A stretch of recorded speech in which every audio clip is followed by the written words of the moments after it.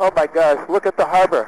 Alors que les feux de forêt se propagent rapidement et embrasent la deuxième plus grande île d'Hawaï, le pilote Richie Holsten a vu tout cela depuis son cockpit. Des centaines de maisons ont été rasées. Le quartier historique de la ville est détruit. Tous les bâtiments historiques ont disparu. Même les bateaux dans le port ont été brûlés. Ils ont disparu. Ce qui a commencé comme un feu de broussailles a rapidement pris de l'ampleur dans une tempête parfaite de vents violents et de conditions sèches qui ont brûlé la ville historique de Lahaina à Maui, réduisant en cendres une grande partie de ce centre commercial et culturel. Le chef des services d'urgence de Maui, Herman Andaya, a démissionné pendant la catastrophe, critiqué pour ne pas avoir fait retentir les sirènes d'urgence, habituellement utilisées pour signaler les alertes au tsunami.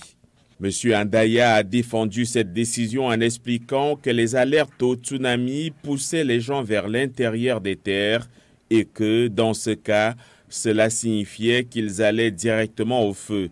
Sa démission est officiellement due à des raisons de santé. Plus de 110 personnes ont péri dans les incendies et ce chiffre devrait encore augmenter dans les jours à venir. Le nombre de personnes disparues reste incertain, mais les premiers intervenants à Hawaï ont récemment reçu des renforts du ministère de la Défense. Des membres de l'armée et de la garde nationale américaine ont rejoint les équipes de recherche et de sauvetage. Et l'Agence fédérale de gestion des urgences affirme que les opérations de secours ont été couronnées de succès jusqu'à présent. À l'heure actuelle, les recherches sont terminées à 78% dans la ville de Lahaina. Nos équipes sur le terrain continuent de passer en revue toutes les structures qui ont été détruites par cet incendie. Nous avons également distribué plus de 8 millions de dollars aux familles qui ont été touchées et qui se sont inscrites auprès de la FEMA pour obtenir de l'aide. Le nombre de personnes hébergées dans nos abris a été ramené à un peu plus de 40 et plus de 1200 personnes ont été relogées dans des hôtels, des motels et d'autres types de locations à court terme. Le président Joe Biden et la première dame Jill Biden sont attendus à Lahaina ce lundi. Pour les habitants de la région qui luttent pour satisfaire leurs besoins essentiels, Joe Biden apporte l'espoir que l'aide sera rapidement acheminée là où elle est indispensable.